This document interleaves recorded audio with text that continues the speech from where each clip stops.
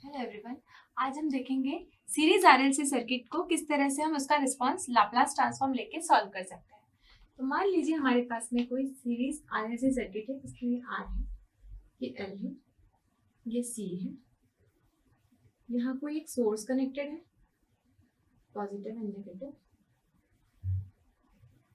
ये एक स्विच है, ये स्विच हमारा t इक्वल्स टू 0 पे बंद होता है, ऐसा हमने माना है। ठीक, ये V है, आर एल सी। यहां से फ्लो होने वाला करंट इस डायरेक्शन में फ्लो होता है, जिसे हम बोल रहे हैं आई ऑफ टी। तो इस लूप में यदि हमें केवीएल इक्वेशन लिखनी होगी तो हम किस तरह से लिख सकते हैं? देखें, टाइम डोमेन में यदि हम इक्वेशन लिखते हैं तो हम कैसे लिखेंगे? v of T will be equal to r into I of T. L आया है इसलिए क्या होगा? वोल्टेज अक्रॉस इंडक्टर क्या होता है? L D I by D T, L D I of T by D T plus 1 by C integration of I T D T. अब यदि मान लीजिए इसमें इनिशियल चार्ज है, इसमें भी इनिशियली कुछ करंट फ्लो हो रहा है, या इसका हम सिंपली लाप्लास ट्रांसफॉर्म, ये हमारा क्या हो गया? टाइम डोमेन में हो गया। ये काय में हो गया? टाइम डोमेन में। हम इक्वेशन कुछ इस तरह से लिखते हैं। जैसे हम फ्रीक्वेंसी डोमेन की तरफ आते हैं, लाप्लास ट्रांसफॉर्म ऑफ इक्वेशन 1 हमारा क्या बन जाता है? Laplace transform v of t का लेंगे तो क्या बन जाएगा? मैं ऐसा इसलिए लिख रही हूँ, जरूरी नहीं है ये स्टेप सिग्नल हो, ये हो सकता है कोई और सिग्नल हो। यदि हमने यहाँ कुछ और सिग्नल दिया तो v ऑफ t का अभी हम मान रहे हैं v ऑफ s, जो भी सिग्नल होगा उसके अकॉर्डिंग उसका लाप्लास डोमेन में ये ट्रांसफॉर्म होगा। तो v of s is equal to r element as it is रहता है ट्रांसफॉर्म डोमेन में भी, इसलिए ये हो जाएगा हमारा r into I of s plus, जब हमारे पास में डिफरेंशिएशन होता है टाइम डोमेन में तो यहाँ क्या हो जाता है? s का मल्टीप्लाई हो जाता है, तो l into s into I of s minus I of 0 minus plus, यहाँ क्या है? इंटीग्रेशन, तो 1 बाय सी इंटीग्रेशन की जगह पे यहाँ क्या आ जाएगा? I of s divided by s। अगर इंटीग्रल टाइम डोमेन में होता है और उसका हमें लाप्लास ट्रांसफॉर्म लेना होता है तो हम डिवाइड में s लिख देते हैं, प्लस ये क्या है? इनिशियल चार्ज के कारण से करंट, या मैं इसको सिंपल ऐसा बोल सकती हूँ, क्या लिख सकती हूँ? I of T D T at T equals to 0 plus 0 minus, 0 minus पे जो वैल्यू होती है वही 0 प्लस पे होती है यहाँ करंट की, क्योंकि ये सीरीज आरएलसी सर्किट है। ठीक है, डिवाइडेड बाय एस। क्यों एस? क्योंकि ये इंटीग्रल था, हमने लाप्लास डोमेन में लेकर गए इसको, तो डिवाइडेड बाय ये एस आ गया। ये है मेरा charge, charge divide by S आ गया हमारा, सी एस आ गया हमारा voltage. I of 0 minus is equal to I of 0 plus is equal to 0, क्योंकि स्विच क्या था? इनिशियली ओपन सर्किटेड था, हमने t इक्वल्स टू 0 पे स्विच को क्लोज किया है, तो 0 से पहले वैल्यू क्या थी? 0 थी, 0 के बाद वैल्यू क्या थी करंट की? वो भी 0 थी। इसीलिए मैं क्या बोल सकती हूँ? I of T D T at t equals to 0, जो ये वैल्यू मेरी थी, इसको मैं क्या बोल सकती हूँ?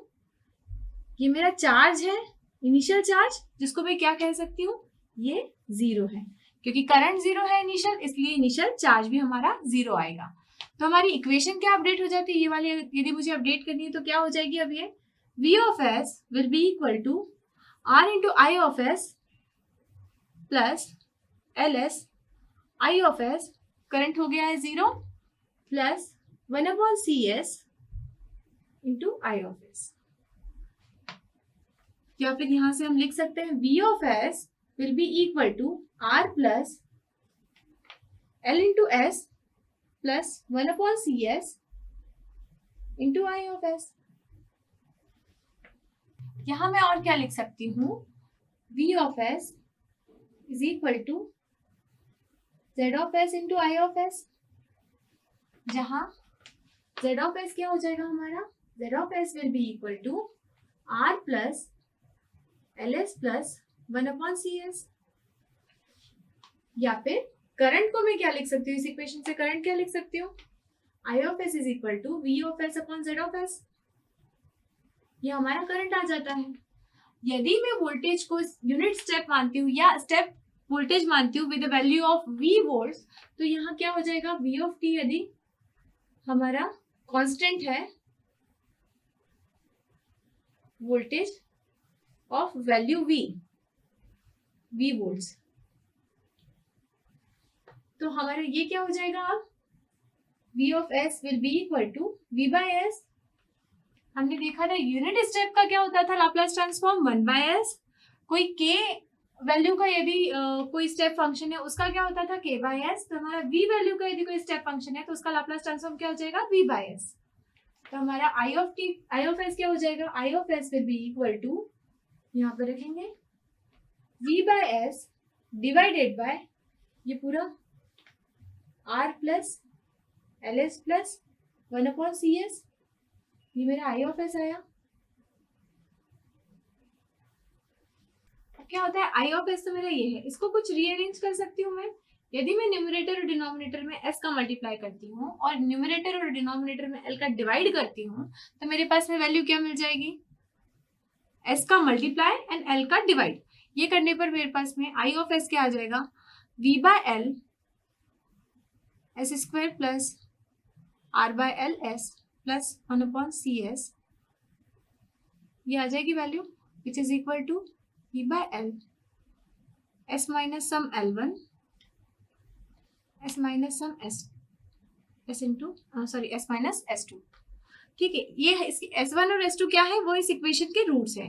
मान लीजिए यहाँ ये a कोफिशिएंट है, ये b है और ये c है, तो हम जो रिलेशन से फाइंड आउट करते थे b1 b2 की वैल्यूज या कोफिशिएंट्स जो यहाँ से फाइंड आउट करते थे x1 x2 के, वो क्या आ जाएंगे, minus b plus minus under root of b square minus 4ac upon 2a।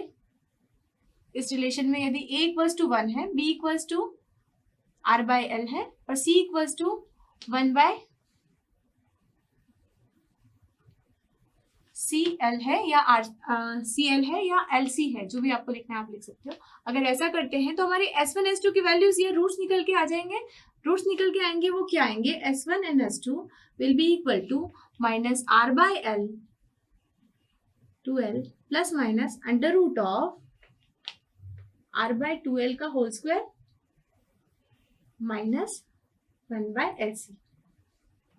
ठीक, ये s1 और s2 की वैल्यूज निकल के आएंगी जब आप इसको इस इक्वेशन को सॉल्व करेंगे, क्वाड्रेटिक इक्वेशन को। तो अब यहाँ पे कुछ केसेस बन के आते हैं। यदि s1 और s2 इक्वल नहीं है, if s1 is not equal to s2, ये दोनों रूट्स यदि इक्वल नहीं है, तो हमारा I ऑफ s क्या हो जाएगा, डिस्टिंक्ट रूट का केस लेंगे हम, a upon s minus s1 plus b upon s minus s2।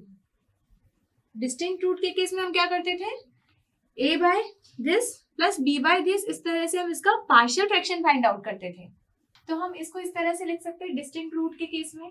ठीक है, यहाँ से हम क्या करेंगे, पार्शियल फ्रैक्शन लेंगे। हम पार्शियल फ्रैक्शन पिछले टाइम देख चुके हैं कि जब हम पार्शियल फ्रैक्शन लेते हैं तो ये टर्म किसके साथ में जाती है, b के साथ, और ये टर्म जाती है a के साथ में। इसीलिए हम इस टर्म का मल्टीप्लाई करके I ऑफ s में और s equals to s1 substitute करेंगे तो हमें क्या मिलेगा, a की वैल्यू मिलेगी। इसी तरह से s माइनस s2 का मल्टीप्लाई करेंगे I ऑफ s में और फिर s इक्वल्स टू s2 यदि हम रखेंगे तो हमें किसकी वैल्यू मिलेगी, b की वैल्यू मिलेगी, जो कि हमें ये आएगी। तो इसे हम सब्स्टिट्यूट करते हैं तो हमारा क्या हो जाता है, ये कॉमन निकल आती है, v by l term common आ गई, l जो है वो कॉमन है इधर, और s1 माइनस s2 को यदि हमने कॉमन ले लिया तो हमारी क्या टर्म बच गई, a की जगह पे हमने रख दिया ये, b की जगह पे नेगेटिव ऑफ रख दिया क्योंकि ये s2 माइनस s1 था, इसलिए ये ऐसा रख दिया। Then I of t inverse Laplace transform लेंगे हम तो क्या आएगा, ये तो कांस्टेंट है, ये एज इट इज आ गया। 1 अपॉन s माइनस a का लाप्लास ट्रांसफॉर्म क्या होता है, inverse Laplace transform e to the power at। अगर माइनस है तो e टू द पावर में पॉजिटिव आएगा, यदि यहाँ पॉजिटिव आएगा तो एक्सपोनेंशियल में यहाँ पर e to the power negative हो जाता है। तो यहाँ चूंकि नेगेटिव है तो इसलिए e to the power plus s1t, यहाँ भी नेगेटिव है तो minus of e to the power plus s2t। ये आपका आया I ऑफ t की वैल्यू इतने एम्पियर्स। ये हमने कब कंसिडर किया, जब हमारे रूट्स जो थे पोल्स जो थे वो डिस्टिंक्ट पोल थे। यदि मान लीजिए S1 is equal to S2 आता है और मल्टीपल पोल्स होते हैं या मल्टीपल रूट्स होते हैं, उस केस में क्या होगा, आई ऑफ एस को हम इस तरह से लिख सकते हैं। हमने मान लिया S1 is equal to S2, तो हमने S1 से इसको डिनोट कर दिया, तो S माइनस S1 का होल स्क्वायर आ गया। होल स्क्वायर आया तो हमें ये पता है 1/s स्क्वायर किसका लाप्लास ट्रांसफॉर्म होता था, t का। यहाँ स्केलिंग प्रॉपर्टी लग जाती है, तो v/l into T e to the power S1t, ये इसका इनवर्स लाप्लास ट्रांसफॉर्म हो जाता है। इतने एम्पियर्स करंट फ्लो होगा।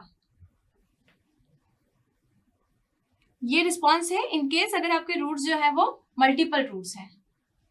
अब इन रूट्स के बारे में हम थोड़ा सा एनालिसिस करते हैं।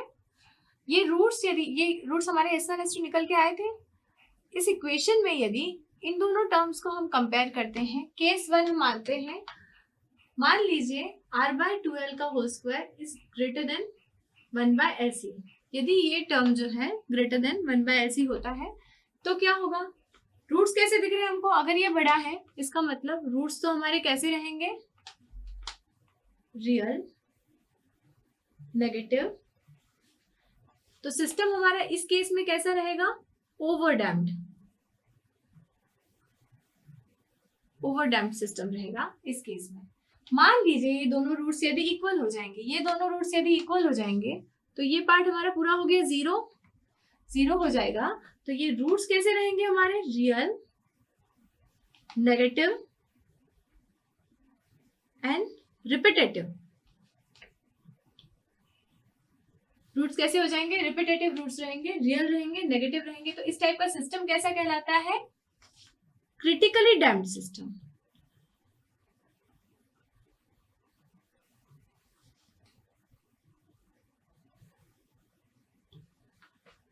लास्ट केस हमारा है कि मान लीजिए फर्स्ट टर्म जो है it is less than 1/LC। अगर ये हो जाता है तो हमारे रूट्स क्या हो जाएंगे, कॉम्प्लेक्स कॉन्जुगेट हो जाएंगे। ये टर्म यदि लेसर हो जाएगा तो यहाँ j आ जाएगा, √(-1) क्या हो जाता है, कुछ j टर्म्स मतलब कॉम्प्लेक्स रूट्स हो जाएंगे हमारे। तो रूट्स कैसे रहेंगे, कॉम्प्लेक्स कॉन्जुगेट,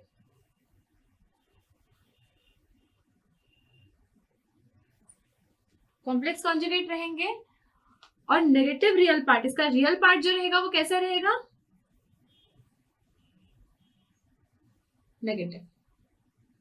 इस टाइप का सिस्टम कैसा सिस्टम कहलाता है, इस टाइप का सिस्टम कहलाता है हमारा अंडर डैम्प्ड सिस्टम।